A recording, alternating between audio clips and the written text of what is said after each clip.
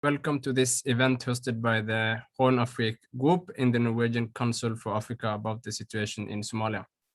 We have chosen to call the event today Numerous Challenge in Somalia, a country in democratic crisis. My name is Abdi Said from the Horn Afrique Group, and I will be your moderator this afternoon. Unfortunately, both of the moderator and one of the panelists gave us notice today that they will be unable to participate. So I've taken on this task on a short notice. I hope you will therefore bear with me if not everything goes exactly accordingly to the plan. First, we will have an introduction from the three panelists. Then we will have a panel discussion before we open up for questions from the audience, the last 30 minutes.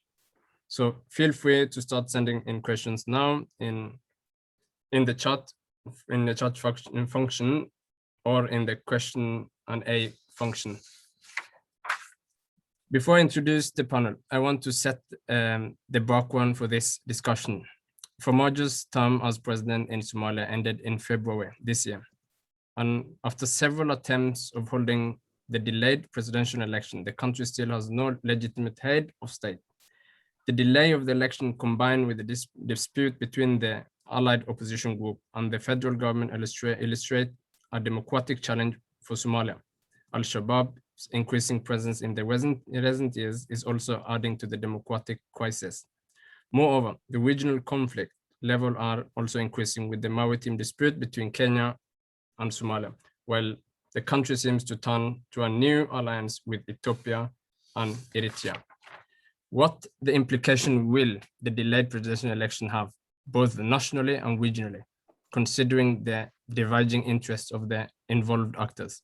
Will Somalia be able to hold a fair and free election? Presidential election in line with democratic standards? Could we see increased tension between the federal government and the regional stakeholders? Is the geopolitical tension of Somalia a sign of a future development regarding alliance, and how can Somalia, 30 years after the civil war broke out, move from the reputation as a failed state? So let me start with introducing our panelists. First is Faisal Roble, analyst of the Somali politics, history, and society. Roble is founding member of the popular Somali website Wardere and contributing editor for the academic journal, the Horn Afrique Journal. Stig Jarle, a professor at NMBU who works mainly with religion and politics, including religions terror, a political theory. Hansen is a world expert in Islamist in the Horn of Africa and the Al-Shabaab group. And last, Dr. Abdi Ali Hassan, member of the Federal Parliament of the Somali Republic. He is also the chairperson of the Eastern Africa Parliamentary Alliance for Food and Security and Nutrition and a professor of economics at the Somali National University. Let me start with the first thing which has happened the last days, and it's the delay of the election and the dispute between the allied. If Stig Jarle can start, and then we could go to Faisal, and at last Dr. Abdi Hassan. Stig, the stage is yours. Yes, I'm very saddened by the recent events that is taking place. There are some positive things, and the positive things is that it's still not boiled down to violence. So it seems like there's a loss of appetite for violence that is very good. But there's also some very sad things, because I think there has been a tendency where you see a concentration of power very close to the presidency over time. So this was kind of not unexpected that this would happen, and not surprised. And it illustrates several dilemmas in dealing with Somalia for the external world. I would say that Somalia needs to gain self-confidence and trust itself, and because it needs to adopt a separate system with a lot of checks and balances that suits Somalia and is based on Somali traditions.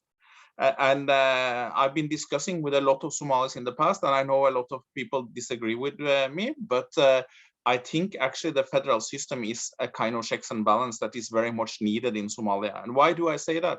Because I hold Somalis to a high standard. If you look at the surrounding states around Somalia, what we see is either presidents that stays for life and never goes to election, or presidents that stays for life and have a kind of pretend elections. And to me, this is a kind of sign that you lack the checks and balances. The second problem in the region that also the Somali Republic faced in the 60s is basically lack of accountability of parliamentarians and other politicians, which basically goes into power and then don't respect their own constituency. And that is what we see in Kenya to a certain extent, where ethnicity is very important during election. After election, nothing is really that much important. So you see the different groups seeking alliances and the top political elite sitting around. That's why I think the federal system is very good for Somalia for the time being. I know it seems like a stall, but I think the likelihood of this developing in a malign direction, that is basically where you have the lifelong sitting presidents, has been long, and there has been developments that has led in that direction. This deliberation that you have now is a way of avoiding that and have these different layers of checks and balances, partly through the parliament, but partly through the federal system and partly through some kind of hybrid institutions. So it's very important that you have this struggle of power, but it dissolves itself peacefully. And I do think that election is very important for Somalia, and elections is the way forward. You can see that the tension between the Mogadishu and meaning the government and Puntland is very high. You can see that the tension between the president and the president of Jubaland is very high, but you can also see an alienation of several larger clan leaders inside Mogadishu. So you can see basically Farmaajo losing in constituency. So it's very important to suck up these voices and to try to get some kind of peaceful change, because it needs to happen peacefully. And Somalia actually have a lot of advantages. The Somali culture is extremely democratic, and that's a big advantage. And what Somalia needs is the system that cater for that democratic tradition. I know there has been a past where things haven't been working so well. For example, the Siad Barre dictatorship. But if you look into the Somali traditions, it's actually quite democratic, also compared to the neighboring countries. So this needs to be catered for. You need to have a system of checks and balances. What you see now is maybe you can have a trajectory that resembles a little bit what's happening in Ethiopia and Eritrea, Abiy and also Afwerki, where you can have these lifelong presidencies coming up also in Somalia, and that's not good. I don't think it's very durable. You can argue that Afwerki has been sitting for quite a lot of years, but when Eritrea gets trouble, it will get real troubles, and Ethiopia is struggling very heavy as we speak. It also illustrates some of the paradoxes of the foreign actors, because we see a change in foreign actors. There has been a lot of talk about United States and China. I would say that United States and China maybe is not as important as the United States is not as important as it used to be, and China maybe hasn't been that important in Somalia anyway. What we see in United States is an increased focus on the rivalry with China. And we also seen some of the local actors playing on that rivalry. We've seen an attempt from Somaliland to play on that rivalry. You see a China who really is satisfied with the international system. So what it wants to do is actually ensure its supply security. It doesn't have a really big agenda in upsetting United States. And that means that it's rather weak policy-wise. So United States and China is not really engaged, and that's kind of a little bit historical. You have a strange situation where you have a Turkey changing in configuration inside Somalia, where you see Turkey maybe going from soft power to more hard power, maybe sliding towards supporting President Farmaajo, and you have Qatar there also. The state of affairs in the Horn is no very sensible. What you've seen with the Somalis, fortunately, is for the latest political crisis of the last at least 10 years, you can say, it kind of have been solved by deliberations peacefully. Also because there's a lack of appetite for war. And hopefully this will continue. But in a worst case scenario, see a conflict landscape going up from Kenya all the way to Ethiopia. You see, and all the way up to Egypt, in fact. You see an Egypt who wants to be more active in countering Ethiopia, especially over the Jubilee Dam.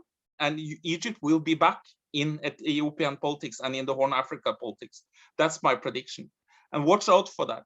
And additionally, you see a Sudan increasingly hostile towards Ethiopia as well. And those two actors might tie up with the TPLF. Then in the south, you have this rivalry between Farmaajo, who is now supported by Ethiopia, and Kenya. So there's possibilities for large-scale conflicts there. What I hope in this situation is that the Somalis manage to solve their issues flexibly and manage to stick together in the face of the external worlds and the centrifugal powers and centrifugal processes in the Horn of Africa, because it might just be a rough ride. And that's where Somalis needs to watch out for the Somali interest and not tie themselves too much up to regional partners that might be there just because of short-term reasons. So I actually kind of agree with the international line now. There needs to be some kind of elections. There's too much tension inside Somalia, but I do have hope that this can be solved peacefully. But you need some kind of process here, and you need to aim for elections relatively soon. That's very important as a kind of selection process. So we need to have deliberations around this. And for the future, Somalis needs to ensure that political movements do have proper constituencies. And secondly, they need to ensure checks and balance in the system, because Somalis are simply better than having an outright authoritarian lifelong presidency system. So basically, that's my comments to the current situation, I guess. Thank you, Stig, for your insight. Faisal Roble, what's your take on this issue? Thank you very much, Abdi. I very much, in general, agree with Stig's overview of Somalia and the region in which it's located. I think I also like his recognition of the fact that Somalis are, because of their culture and religion, endowed with democratic attributes that is not really there in the case of Ethiopia, because Ethiopia is emerging from one of the oldest feudal structures, only second to that of Russia. So when you come from a feudal state whose history is replete with warlords, in the case of Somalia, we know what 10 years of warlords. In the case of Ethiopia, during the Zaman Masafint, it was over 100 years that warlords were harassing and torturing. It was after that that Ethiopia tried to become a state, a modern state. Somalis are not like that. Somalia is post-colonial state, in which case they had a sense of how to fashion democratic systems, such as elections, multi-party system in the 1960s, as the Stig touched, but also endowed with a culture that is more Republican, if you will, more democratic.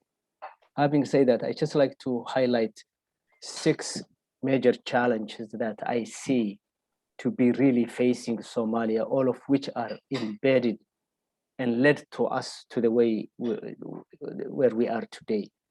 The first one is really that national cohesion that Somalia had prior to independence and in the first few years of independence is really lost. There is no national cohesion that you can really say in a nicer way about Somalia.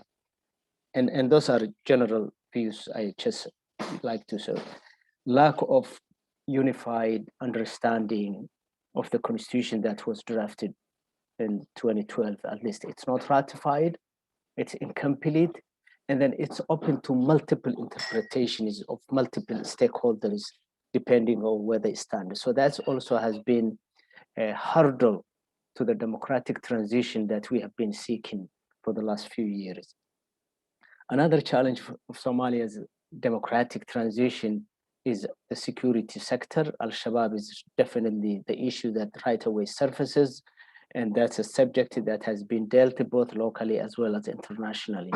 I don't think both Somalia's friends and its partners have been very serious about how to deal with the issue of Al-Shabaab, whether it's violently or accommodation. Neither did the Somali government do governments such as the one before Farmaajo and the current really took a heavy load of effort on dealing with Al-Shabaab, and with Al-Shabaab controlling a big significant portion of the southern basin of Somalia, which is the food basket of that country. It's really very difficult to think of democratic transition where people are still being subjected to medieval judicial system, if you will. The other issue which is stick touched in a very nice way is what I called in my last piece on Warder News a day ago that I published, the autocratic wind blowing in the Horn of Africa. We have had a period of at least thinking that Africa, the Horn of Africa was transitioning into a quasi-democratic system. Election is to be held, multi-party system is to be mushrooming, political leader is to be adversarial, but not enemies to each other. And we have had that, particularly in the case of Somalia, where we experienced two presidents transitioning power to the next winner peacefully. I think with the changing wind, with the autocratic nature coming mainly from Eritrea, but again, Abiy himself endorsing that autocratic nature, it is having a debilitating effect on the democratic transition of Somalia. Somebody can argue that without the factor of Abiy and Isaias, Farmaajo may not have been as daring as we see today. I think his ears may have been open to his friends and partners of the international community that has been with Somalia for a long time. I just like to, jokingly refer here to a small comment that Muhammad Abdiware, who was until recently the president of Hirshabelle, put in his Twitter yesterday, saying that a friend of his called him who left Somalia in 1993, went to America, educated very well in America, came back to Somalia, is now an advisor to the government, handsomely paid by the international community, handsomely. And we know how the world embeds higher skilled people in certain governments and pay very well. And the guy called the Ware and said, you know what? These international gurus are bothering us. He's paid by the international. So that tells you, in a way, although Somalis and the current government likes to enjoy the carrot of the international community, it wants to run away from the responsibility and accountability. And you cannot have, as Americans say, you cannot have your cake and eat it. If Somalia wants to engage the international partners, it has to also be accountable in a way, meaning not subject to them, but also to work with them. And until recently, there seem to be challenges, but more of a synergy between the international communities and Somalia to push the democratic envelope to the extent possible. I'm not saying that there hasn't been holes with the international community or complaints. Yes, absolutely, there have been a lot of complaints, but at the same time, Somalia have had partnership with the international partners, and we cannot really pick and choose the way we want. So the avalanche of disapproval of the extension from the international community has nothing to do with imposition of their will on Somalia. It's just the international community showing its worrisome and how worried it is about the new trend and the autocratic wind blowing in the Horn, but particularly now impacting Somalia. I don't want to undermine and underemphasize the impact that the rigid position that Somaliland has taken bears on Somalia. The very fact that 1/3 of the country has for the last 30 years stood aside and called for unilateral secession, and nothing has changed between 1991 and today, has also bearing on a full and and complete transition to democratization that Somalia wanted to do. Of course, Somaliland is doing better in terms of security, in terms of transition to democratic system.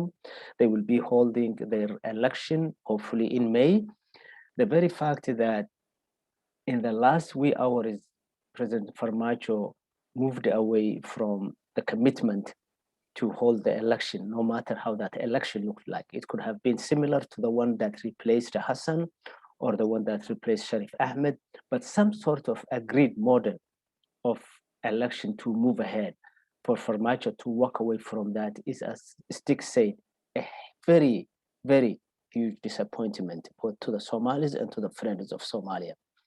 Here is in the West, and Farmaajo more than anybody should have known that, you never close the doors when the mat for mediation is still sitting flat.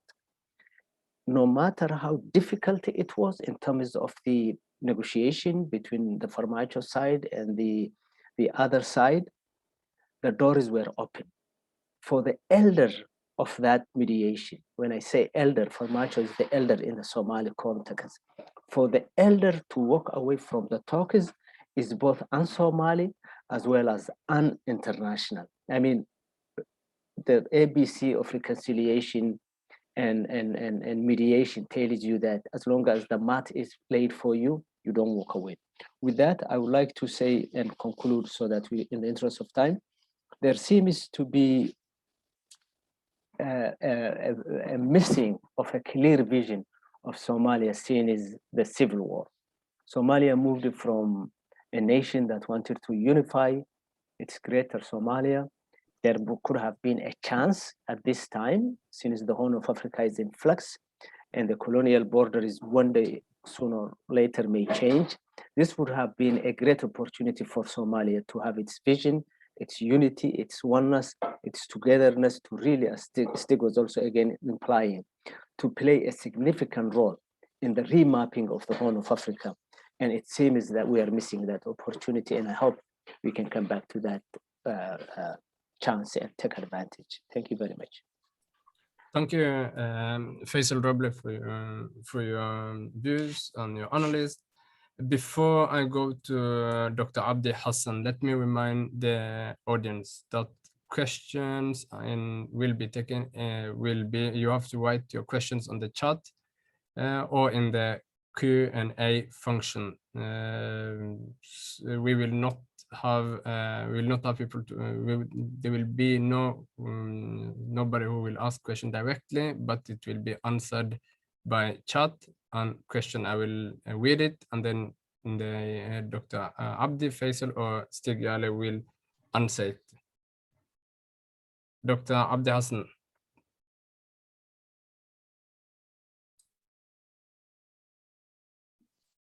We cannot hear you. You have to unmute. Good afternoon, Abdi, and the rest of the panelists and our audience. Very glad to be here this afternoon. I do agree with my two colleagues, the description they gave Somalis as a democratic people. Individually, if you see Somalis are most democratic people in the world, I can say. When you see how they can comment what they see without fear, and I don't think even by the time we had a dictator like Ziad Barre, what we call a military regime, the people they had. I remember when I finished the school, and my national service or Burmat, what we call, I was in Hargeisa. It was totally different from Mogadishu. When I came to Hargeisa, the attitude of people and the fear maybe that you are having in South, in Mogadishu and that area, and how the people they were open-minded, they could criticize and they can explain what they think. Having said that, Somalia went dark tunnel in 1991. After 10 years of difficulties, October 2000, we set up the first transitional national government.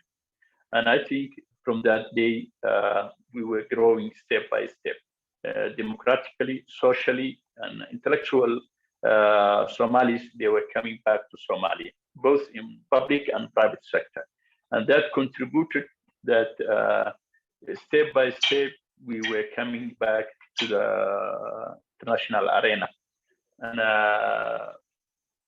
I want to thank for the Somali intellectuals and Somali community, how they decide to come out that dark tunnel. And since there, we can say there is stability in different way, maybe when we compare Norway or USA or other, but in our terms, there were improvement when we are talking institutions, when we are talking about social services, when we are talking about the business community, there was improvement. And that progress, when we see the government from 2000 until now, there was election, selection, election, what we call last time, but most of them was selection, what we can call. In Arta, until we came 2012, there was traditional elders who had the responsibility to select the basic. We are a parliamentary system. In Somalia, we are not a presidential system where the people, they elect the president.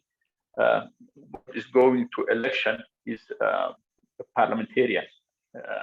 Although I see a lot of comments from the people, they are always repeating the election of the president. The election of the president can come only after the election of the parliament.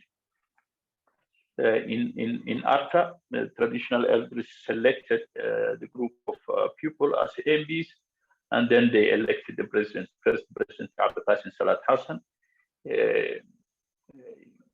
He did a good job, both institutionally and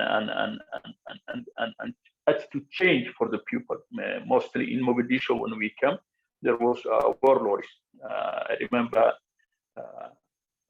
Somali government, they didn't have any forces, but they were trying to convince the people and to recall all the Somali force, military police, and to join the transitional government. And at the same time, we had in Mogadishu warlords that had anti-aircraft as a weapon, using against their enemies. The success of transitional government was at least to convince 50% of the warlords of that time to join the government. You remember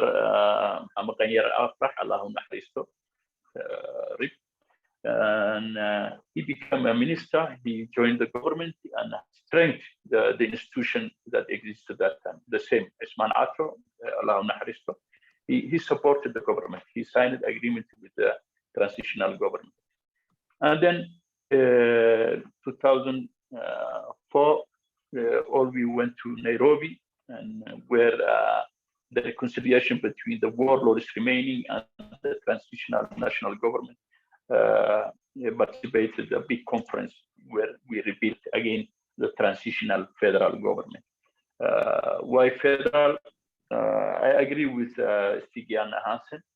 The Somali, they are better off with the federal system. If you go back our history since Egyptian time, Somalia, they were city-states, Melawo, Sarabion, Nikon, Obone. They were city-states. Every city was famous for the business they had with Asia, India, Egypt, and China, and Europe, Italy, Roman, and Greek that time. And they were together, Somalis, although they were different. We had different city-states. As Balitis or Bone or Malawi. And I think federalism is good for us because of it can give us this check and balance that institutions, government institutions, they need. When you give one person all the power of the institution, it's very dangerous. Our attitude is not combined with that, and I think I agree with the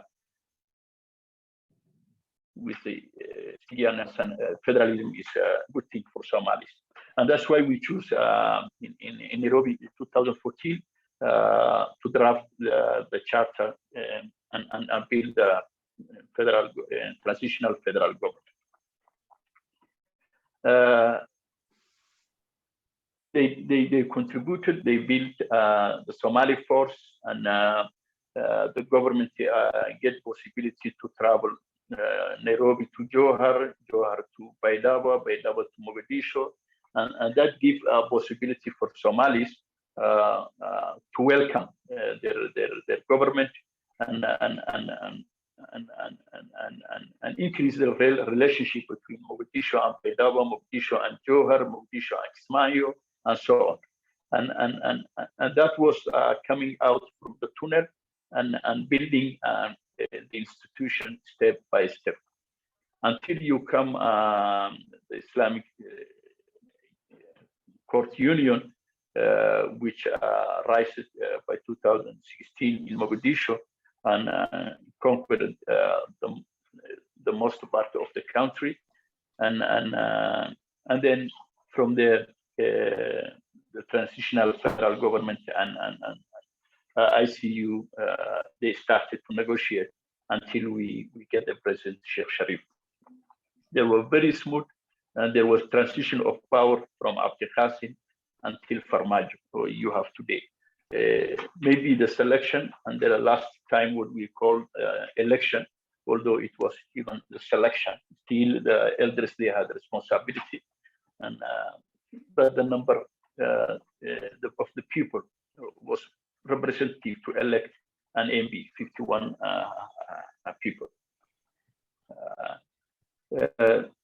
2016, there was very important steps we took through the democratic way. The first one was we finished the federal member states. President Hassan Sheikh Mohamud won to build or to establish or to set up 5 states in the Somali Republic, what we call, plus Somaliland, which are not included directly our system. The other thing was the federal member states and federal government leaders, they signed it in Garowe. This will be the last indirect election. From next government mandate will be the one person, one vote election. Once 2017, President Farmaajo and his team, they came, they tried to elaborate with the electoral system. That was the most important mandate they have, to take this country an election, which are free and fair election, a democratic way. And they tried, and 2019, they tabled in the parliament the first draft of electoral law. Already we had an independent electoral commission, which was established by the 9th parliament, and we discussed it and we approved it, and the president was signed it in February in 2020. In one way or another, the May 2020, the prime minister of that time, one day while he is having a meeting with his cabinet, he declared a statement where he was saying holding timely election is more important than anything else. So that created first conflict between executive branch, the president and member states and the cabinet, the leader of the cabinet, head. And that created the problem we are facing today, I think. Why I'm saying that, before he declared that one, the prime minister for that time, he knew that the president signed the electoral law. The responsibility of government was to hold direct election. The National Independent Electoral Commission chairman, Mr. Halima, we call her in the parliament. She came and she presented two alternative plans to hold direct election. One was the one the president signed with the biometric system, registering Somali electorate. And the other one was, since the prime minister called it an early election, holding election as soon as possible, a model that can fit that time, saying earlier March, I can hold direct election March 2011, last month.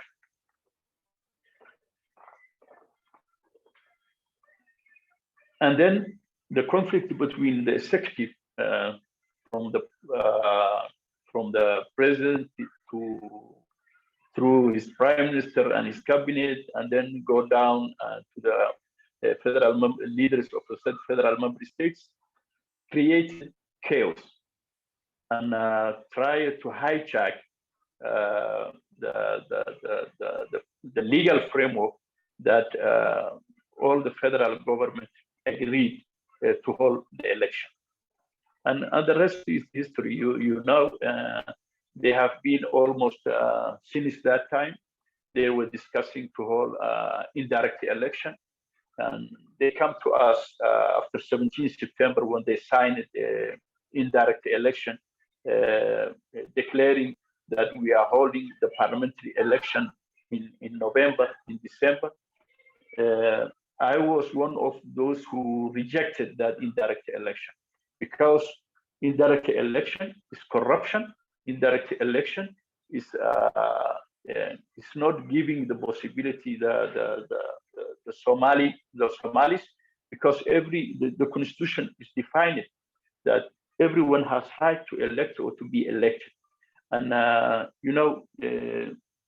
that's why I was rejected. And I was saying it's better maybe to be delayed 2 months or 3 months, and then having direct election where the majority of the Somali, they get a possibility to elect the right leader.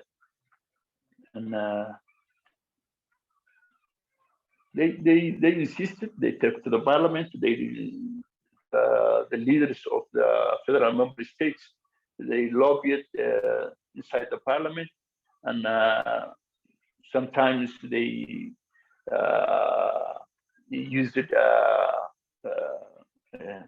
threat tactical to the member of parliament, saying you are not coming back next time if you don't agree with our proposal. And that was why the parliamentarian, they voted against indirect election 17 September. Then what happened? We give white paper and give them the possibility to hold indirect election for the parliament.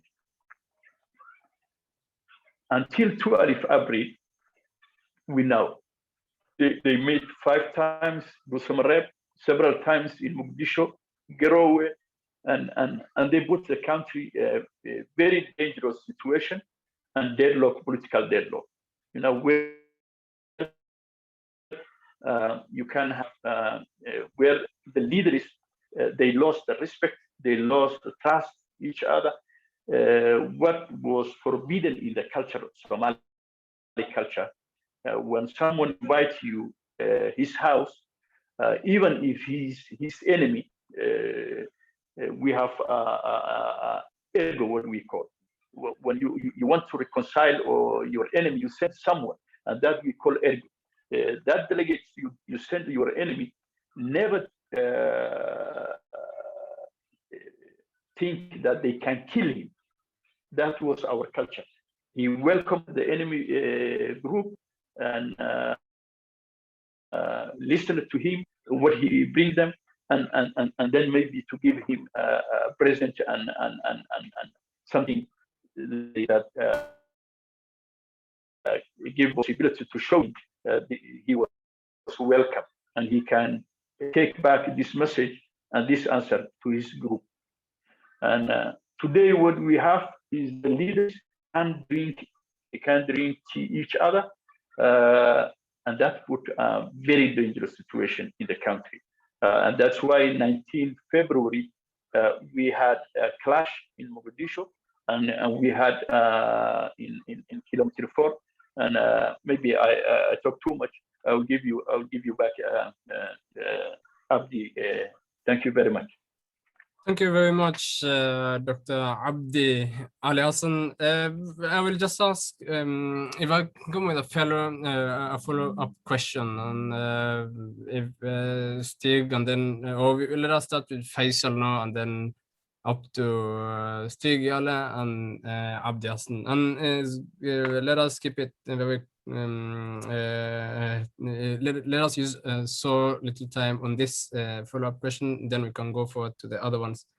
We have some questions also, so we'll take it afterwards. My question is, right now the president signed an agreement or a law which is seen as a controversial law. It's about also who you speak to be seen controversial. The president's part and the group the people who support the president will see it as not a controversial law, but a much needed law.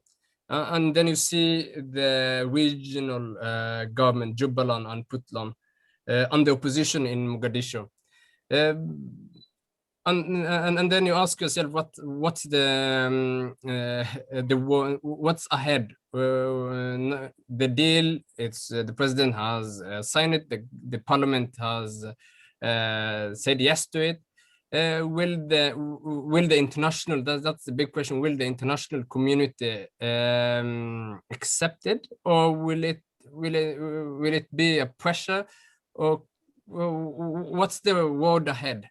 I just want to hear you analyze on it, the last thing which has happened the last days and today. Thank you. Faisal first. Yeah. So I think if I start from backward, what the international communities would do, I honestly don't know what they would do, because I think the international communities have a level of tolerance for things that are not their national issue. For instance, if this thing was happening in Norway, you would expect a big issue from Norway. This is a second or tertiary issue for the international community. Most of it is strategic and goodwill combined. If both of those intents are abused or not being accommodated by the Somali sovereign leaders, i.e. Farmaajo and his team, what they could do is limited. Would they do and throw the atomic bomb on this? I'm not sure. Would they sanction some of the leaders that they already mentioned in some of the last Twitter's, such as the leadership of the parliament? I'm not sure, but it's a serious conundrum. As to the people being divided on this issue, I totally agree. The Somalis are divided. As a commentator, I see, comments against what I write on both sides, supporters and opposition. But this is exactly what you would expect in a contested political space. Somalia is a contested political space. It's neither clan nor, it's just a typical democratic wedge issue both sides is using. Farmaajo is using the concept of national unity and a strong central government, and the others are using the federal. So it's divided. And it's healthy. I'm not even looking at divided political vision of the people as a negative. I think it's a positive. But when does it become positive? It becomes positive when you apply that through the electoral process, the electoral system, and whichever takes the lion's share picks the winner and the leader, and that's how you emerge.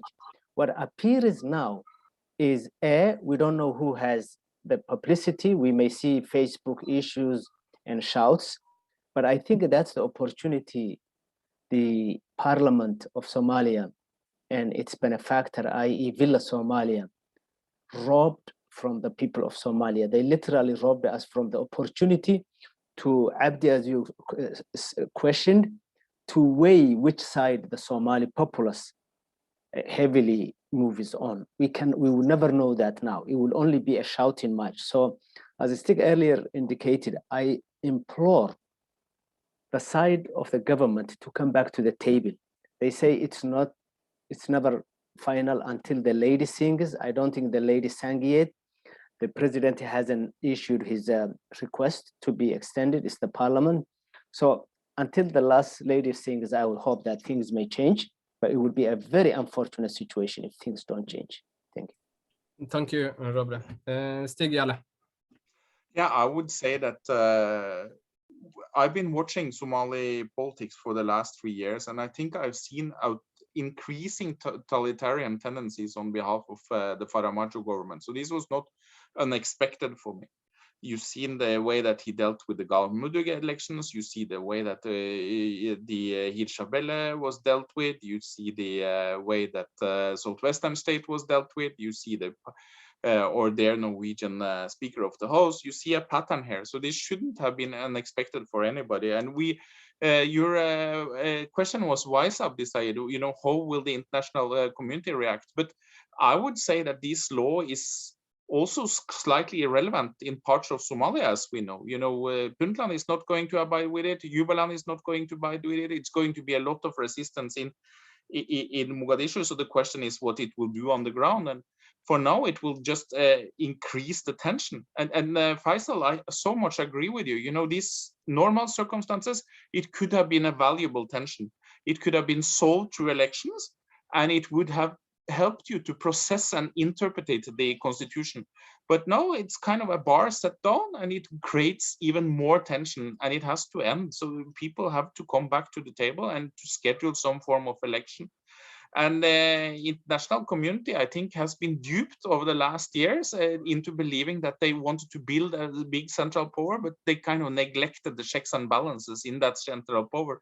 But their audience, this is not going to happen anymore because of Ethiopia, the Ethiopian example. I think especially the European Union and the Americans, they have gotten their eyes up for kind of the dangers with the centralization, as we've seen the attempts of Abiy inside Ethiopia. So I do think that there's going to be reactions from especially the Western countries. Turkey is a different matter. I think Turkey will land up on Farmaajo's side, and Qatar will land up on Farmaajo's side, and Abiy will land up on Farmaajo's side, of course, and Afwerki. But as I said, the player to watch now in the Horn of Africa, and you might get back to me and say if I'm wrong in 4 years' time, is Egypt. Sisi will be back, and he will try to take advantage of cleavages even within Somalia. Mind my word. This is just the start of Egyptian re-engagement, and that's my biggest fear now, because there might be outside powers that might create tension within Somalia. So I really hope that this election will be held. Very fast comment to Abdi Hassan. I do think that indirect elections is better than no elections. And I do think that indirect elections, the hybrid election systems, they kind of change leaders both in Somaliland and Puntland. We shouldn't forget that. So it has a kind of track record. I do agree with you sincerely that one vote, one person is the best. But as a step on the road, that is the only viable option. I don't see one person, one vote. I was kind of a little bit skeptic to the thinking even for 4 years ago. I was thinking, really, is it going to be elections in Lower Shabelle, in Middle Juba, really? And what about Somaliland? So it wasn't really sensible to expect that. You need some kind of hybrid arrangement, and as long as there is a constituency that has an influence, it's kind of okay for now. In the future, one person, one vote, you're right, but for now, indirect vote is maybe the only alternative that is there realistically. Yeah. Abdi Hassan, do you have some comment there?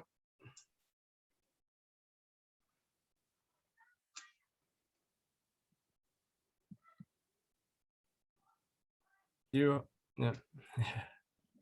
Sorry, the last one I comment. Stick.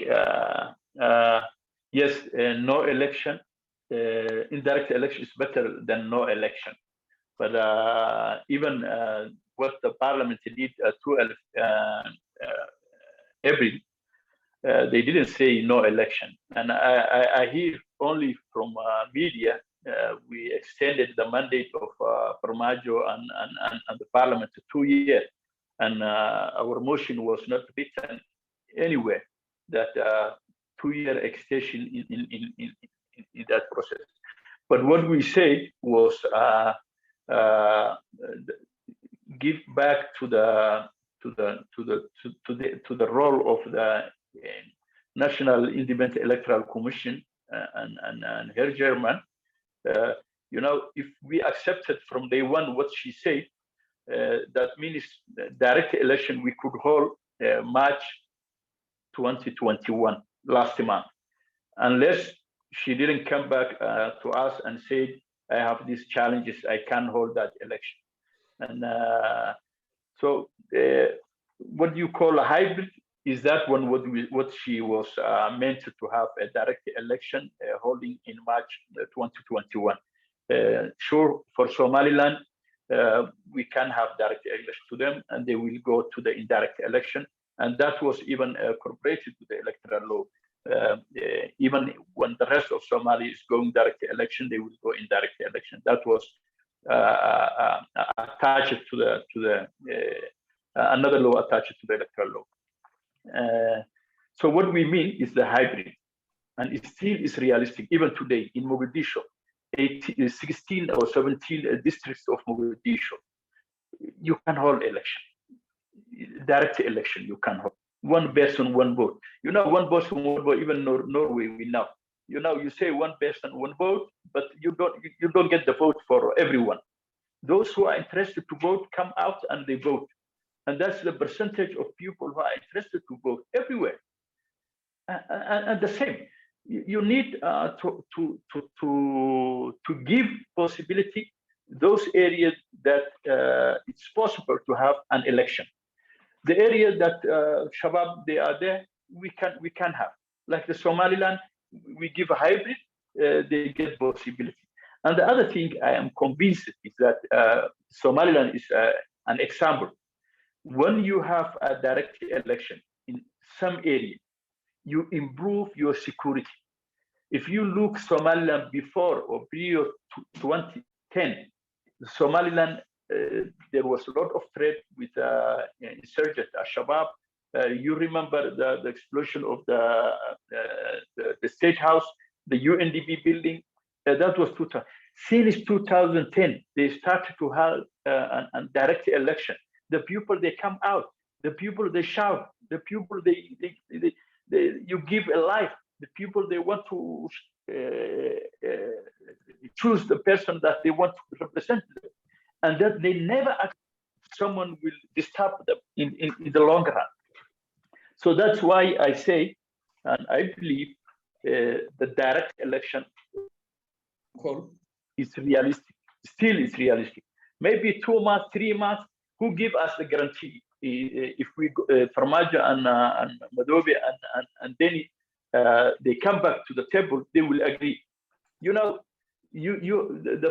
friends of Somalia, they have no idea the attitude of Somalis. I can read what they have inside. I can guarantee you, the last three interview I gave, I say both of them, next 6 months, there's no agreement, I guarantee you. Because you read their statement, you read the talks they have with their MPs. There was no hope they are getting an agreement. So sitting in somewhere together and coming back, and we know they are not agreed anything, and even we know they worse than the beginning. That's what created 19 February conflict. The opposition will come out and will shout and say down Farmaajo, and then the accidents like that will happen. How we expect to stop that kind of violence? What we need is really to talk each other, to sit on the table and agree. And I think Rob, what he said was, once you are president, you are elder, traditional elder, and that's your responsibility to go down and to sit everyone and convince and be tolerant to achieve the goal where Somalis are expecting to achieve from now on to 30 years. The other question of friends of Somalia, how they react, and I think they should respect the institution of Somalia. We are very thankful. They helped us to have the institution we have today.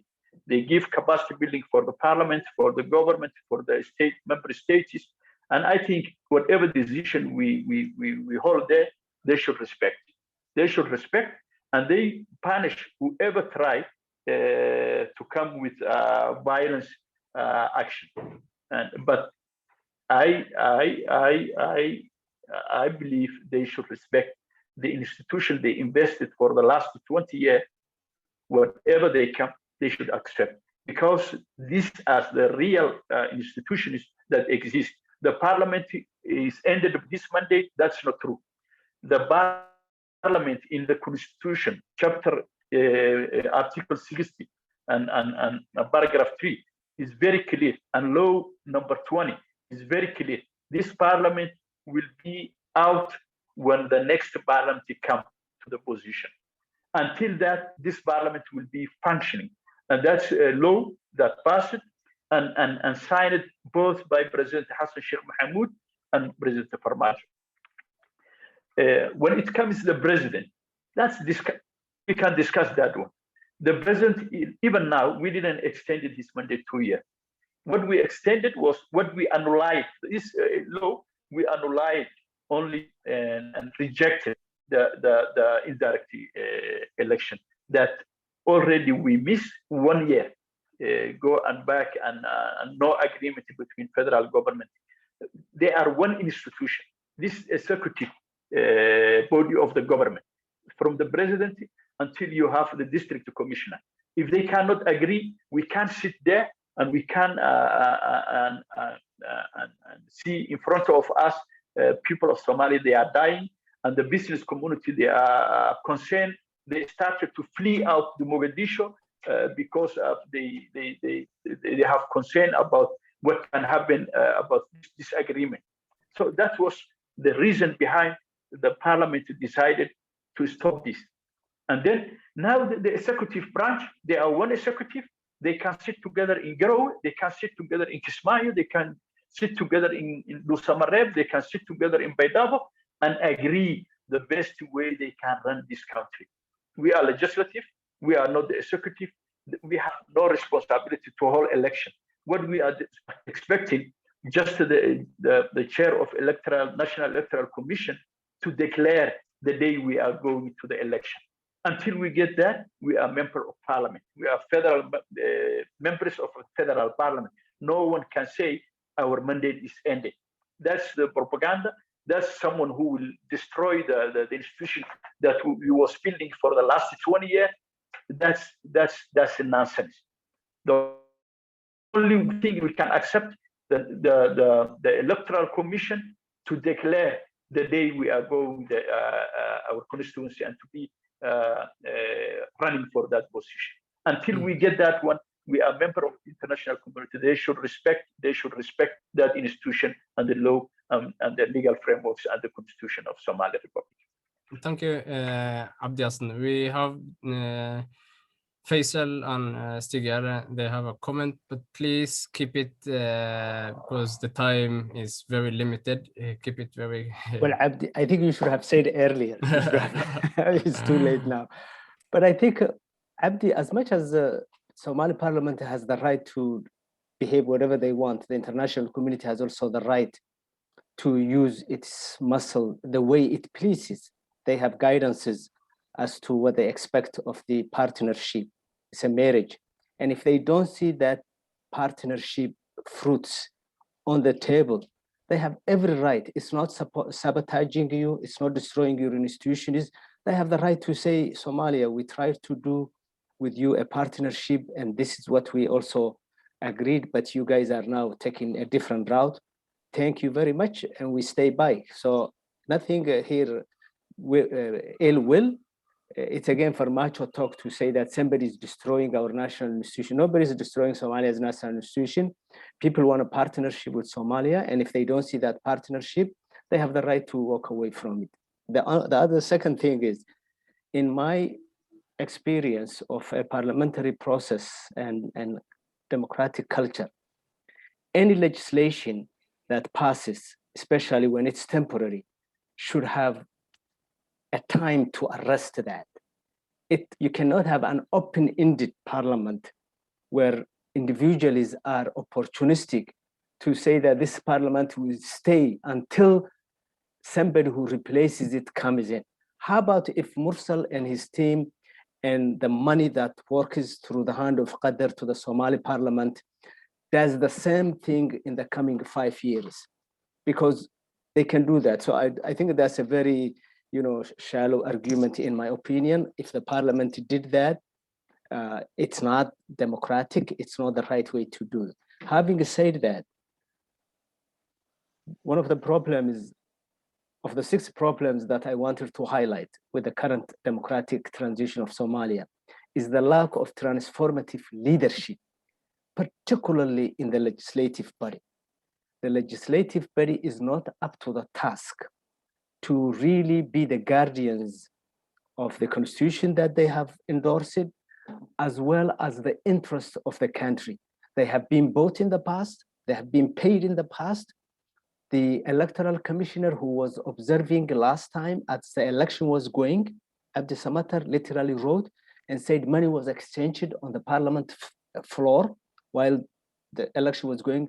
So if you lose credibility, and on top of that, you are playing the wrong game, it's very difficult to tell outsiders who are trying to help you to, on the one hand, accept their money, but on the other hand, disrespect their advice. So I think it takes 2 to tango. I think Somalis need to be grown-ups. As much as they would like to be respected, they have to also respect others who are partnering with them. Somalia is not in a position where it can walk away from the opposition, meaning the Villa Somalia team cannot ignore the outcry that have been coming from either the prospective presidential group, who include luminary individuals such as former presidents, former prime minister, and a host of leaders. They cannot also ignore the goals and objectives of the regional governments, such as Jubaland and Puntland, who have been partners. If you ignore all this, the international partners, the regional governments, the opposition groups who are not only requesting or asking to compete against Farmaajo, but also wanted the opportunity to be given to compete against each other. Hassan Sheikh Mohamud and Khaire and Ahmed all will compete each other. They're not united on that. All they are asking is a fair game, the time that was agreed to be held, and you cannot just pull the goalpost as you want to do. That's what has been happening. So I think in that sense, the parliament has failed, and it takes the responsibility as an adult institution. Thank you very much. Stig-Jarle.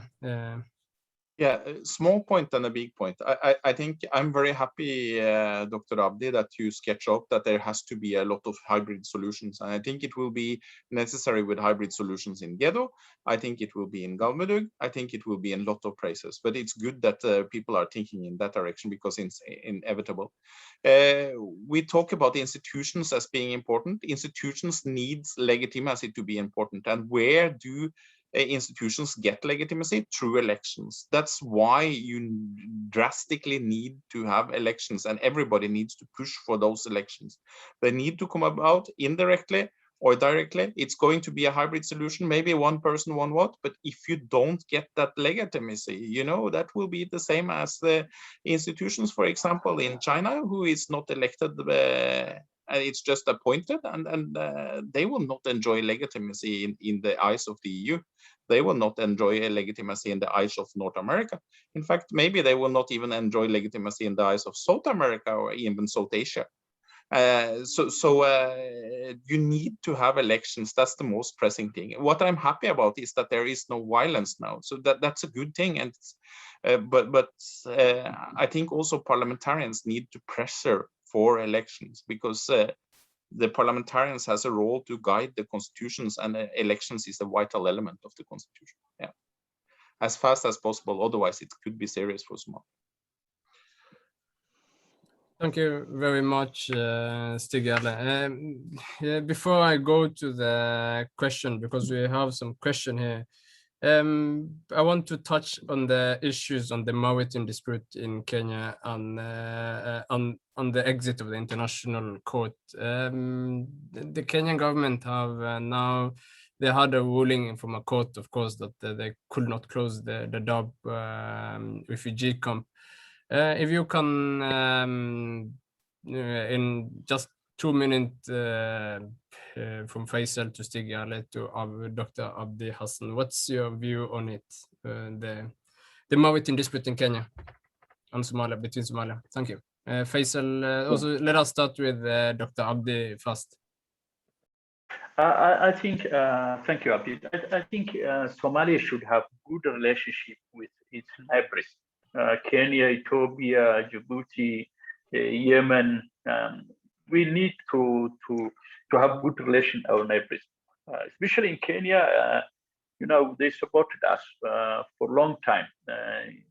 Refugee camp in Dadaab, and but when we are talking about the case of maritime and dispute, I think that we leave to the ICJ.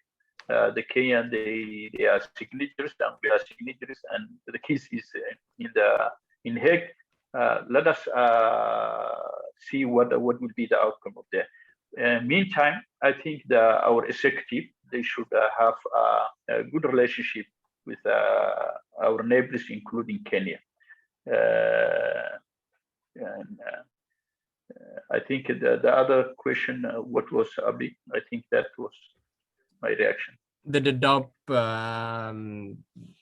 but it's if you can have a point on it, or the Dadaab, I think both Kenya and Somalia, they are signatories in the UN United Nations, and they signed even UNCHR and the rights of refugee and all those things. And I think this should be tripartite agreement before they send all the refugees to Somalia. Already they started since 2014. We started with those volunteers who want to come back to Somalia. There was agreement between Somalia. I was member of the prime minister of that time who visited in Dadaab in 2014, Abdul Sheikh Ahmed. And we meet the people. A lot of them, they were willing to return to Somalia. And from that time, thousands of Somali people who was ex-refugee, they come back to Somalia, and they are living now Kismayo, Luke, Baydabo, and I think. And just what we need is this tripartite agreement to negotiate very well the time frame that the refugees, they can come back to Somalia. And I think Kenya has a right to decide if they want to send it back, but respecting the international law and the Kenyan law. also. Stig, Jala, and then Faisal at last. Yes, I think the Somalis did a good preparation, and I think when you come to the maritime issue, it's actually the case that Somalia has a very strong case because they are following the most ordinary principle, this perpendicularity principle when it comes to maritime borders.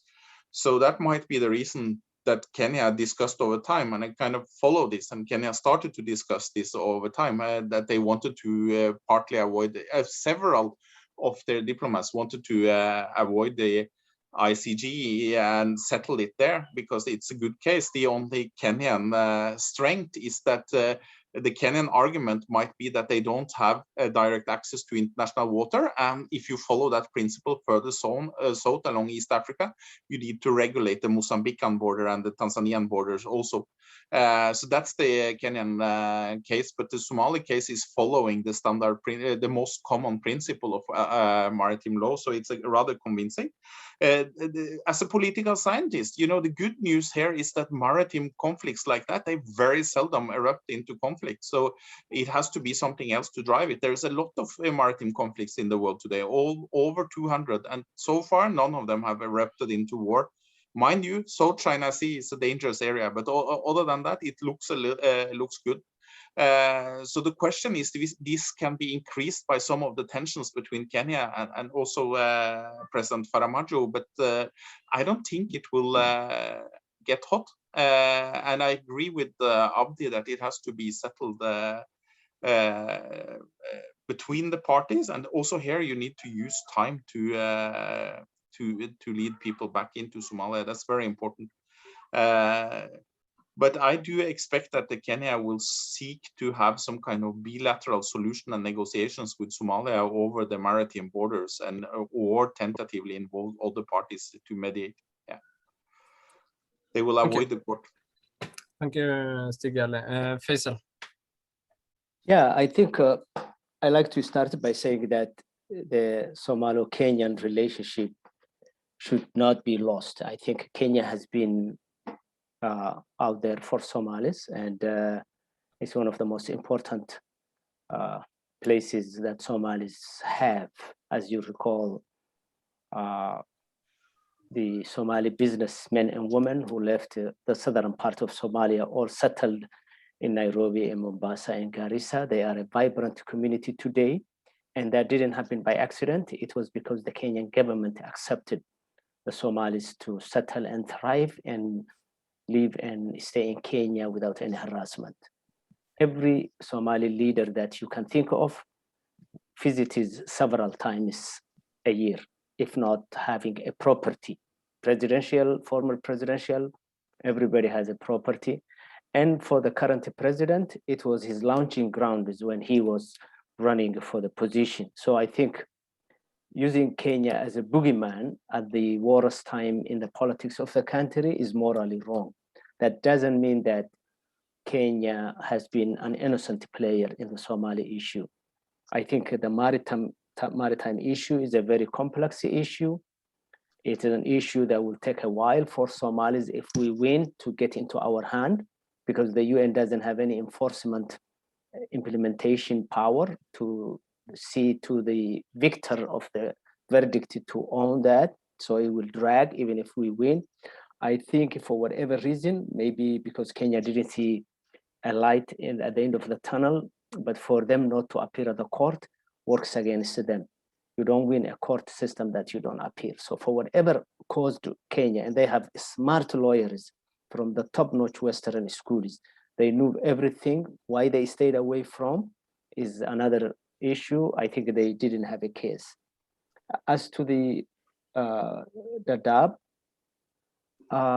it was a foolish move on the part of Kenya to say that they will kick out the refugees, almost 300 plus million Somali refugees. I say foolish simply because Kenyan lawyers and international relations experts know, as both panelists said, that a refugee resettlement issue is an international issue governed by international instruments. Kenya cannot get its guns through its police force and kick Somalis out like that. It's not that simple. It has to be a tripartite agreement, as Dr. Abdi said, between Somalis, Kenyans, and the international community that will be doing most of the logistics and most of the transportation and what have you. So why Kenyan politician is reacted out of the get without analyzing the issue is just nothing but politics of bullying. I think they just wanted to bully the Somalis. They knew that Somalis react to this negatively, but in substance, it's meaningless. Thank you, Faisal Robre. If we can use 1 minute, I have 2 questions more before we go to the questions from the audience. We have also 15 minutes again, so I do believe that we can make it by then, but let us use maybe 2 minutes in both of the questions, which is coming now. My next question is the increase of Al-Shabaab attacks on its recent big release of 400 of its members. Is Al-Shabaab getting stronger? What's going on? If I can get your analyze on it. If I can start with maybe Stig Jarle and then Dr. Abdi and at last Faisal. My reading of the Shabaab is that it's rather static. It's has been very successful in the economic area. It's successful in getting taxes also inside Mogadishu. It's the latest development indicates a will to go on the offensive, but they've also been pressured by the American drone warfare. So what we look on here is maybe a richer organization than before, but not an organization with larger battlefield potential, not an organization that is losing the battle, but not an organization that is outright winning the battle either. So it's richer than before, and it's static when it comes to battlefield success. They can implement a couple of attacks, and then they are going to be there for quite a while. But they're not going to take over Somalia. They're static, except if there's going to be war fighting in relations to the conflict between the opposition and President Farmaajo. Then Shabaab will have a big chance of gaining territories. Dr. Abdi Hassan, what's your reading on it? Yeah, well, I agree with Stig. He's expert on the subject. And I think whenever we disagree, the politician, if you remember the Shabaab, they won because of they use it as instrument, the conflict between the clans. Whenever there was 2 clans fighting each other, they were the winner. They recruited, they get the power, and they use it, and then they controlled both the clans. Whenever we disagree something, in the political central politics, they become winner. They become winner because we are weak. We are fighting each other. Our energy we use against each other, and as Stig said, you know, they are very effective. We are individuals, what I call, even when if you are saying we are the power sharing formula for 5 clans, even we are saying we are individuals. The area I represent, when we come to parliament, we are 61 individual. We never become a political organ. Even if we are coming the same clan, and that's why we are individuals in our area, and while they are organization very strong, very clear, and goal, and trying every corner and every weakness we have to achieve their goal. And I think that they are becoming strong, and this time is the perfect time for them to increase their power in southern Somalia. Thank you. Roble. I think they answered enough, so let's go to the next question. Okay. My next question is, and it's one of my last questions. The new alliance, and you have touched this question before, both Stig Jarle in particular. The new alliance between Isaias, Abiy, and Farmaajo, what kind of consequence will such an alliance bring? If I can start with Faisal now, and then Stig Jarle, and at last then Dr. Abdi Hassan. And we have 10 minutes, and we have to take the questions also, so if you can keep it very... Yeah.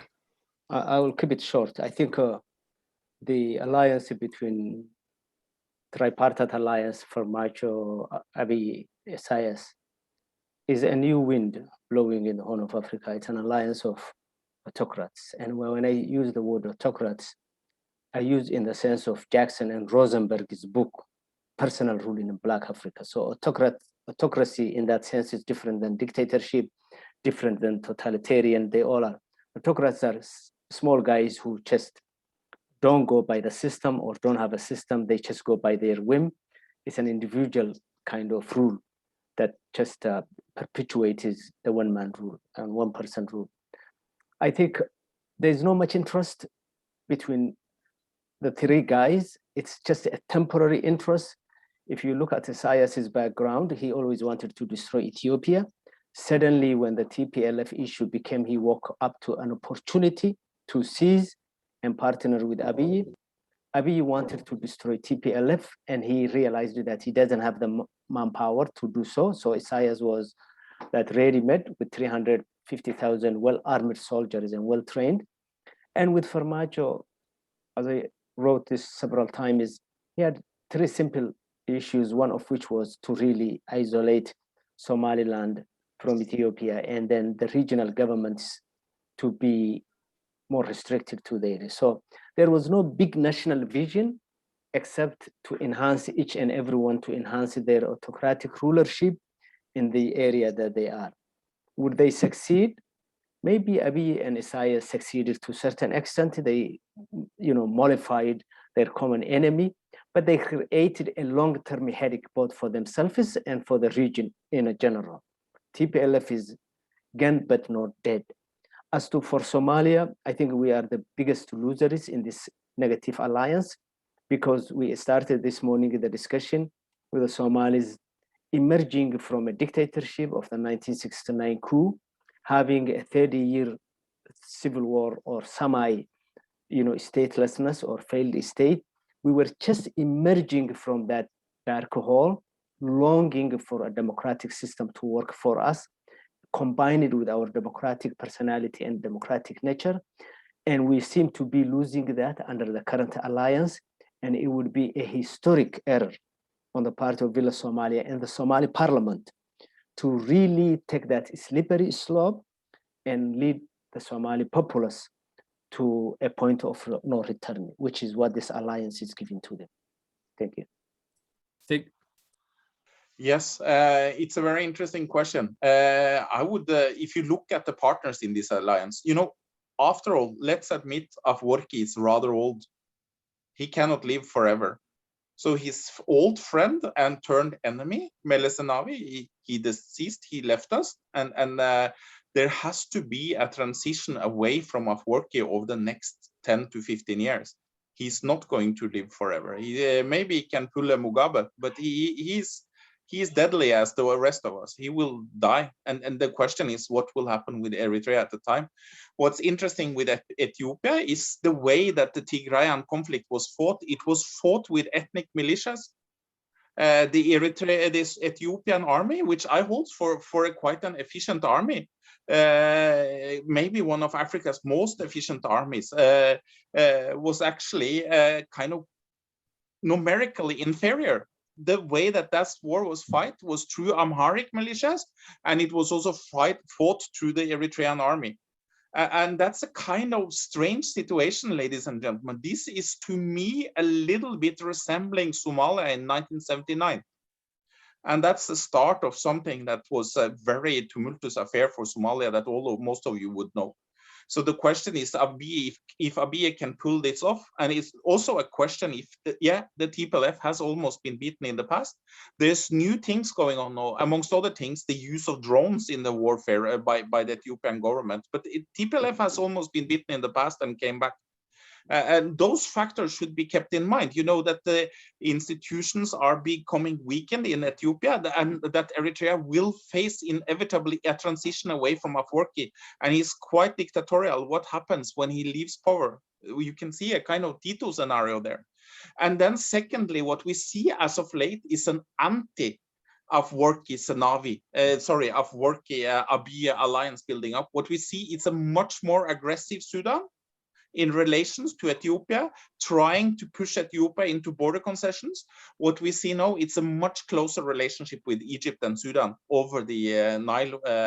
And Egypt has been, as I talked about before, Egypt has been a little bit out of the play in the Horn. But most of the Somalis here would know that Egypt was a very active player in the 90s. It was a very active player in the 80s. It was active in the 70s. But in the 2010s, they kind of left the table also because of internal problems. The question is if Egypt is coming back. And then you will have an alliance to offset it and a potential support for the TPLF. So I think that this alliance will face problems in the future. You know, there are maybe the most consolidated party of the three are actually maybe Ethiopia, and it's not consolidated, so it's unsteady. And we have to really watch Eritrea when it comes to the transition, and we have to watch Ethiopia to see if TPLF is out for all forever, and to look at the Oromo countryside. If things are going to be stable in the Oromo countryside, it's not given that it's going to be stable, and we are going to have to look into how far Sudan and Egypt is willing to play into those problems. It might be that they're not willing, but it certainly is a tendency that they are more aggressive towards the two northernmost partners in this alliance. Dr. Abdi Hassan. I'm for this agreement, the tripartite agreement. I say why. For the last 2 years, I was working with what we call Eastern African Parliamentary Alliance. You know, East African community is 7 countries, very strong. They are connected already. They are talking about common money, using common money like EU.